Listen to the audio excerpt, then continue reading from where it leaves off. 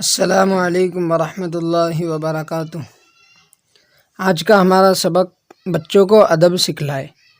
اولاد کی پرورش میں سب سے اہم مسئلہ ان کو ادب سکھلانے کا ہوتا ہے، اس وجہ سے کہ بے ادب اولاد ہر جگہ والدین کے نام کو رسوا کرتی ہے اور ان کی شخصیت پر انگلی اٹھانے کا سبب بنتی ہے۔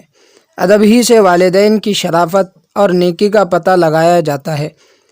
تبھی تو رسول اللہ صلی اللہ علیہ وسلم نے ارشاد فرمایا، ما نحل والد ولدا من نحل افضل من ادب حسن۔ کوئی باپ اپنے بیٹے کو نیک ادب اور صحیح تربیت سے بہتر کوئی چیز نہیں دیتا، یعنی اچھی تربیت کرنا اور اچھے آداب سکھانا اولاد کے لیے بہترین عطیہ ہے۔ ایک دوسری حدیث میں ارشاد نبوی صلی اللہ علیہ وسلم ہے، یؤدب الرجل ولدہ خیر من ان یتصدق بصاع۔ اپنے لڑکے کو ادب سکھانا ایک ساتھ صدقہ دینے سے بہتر ہے۔ السلام علیکم ورحمۃ اللہ وبرکاتہ۔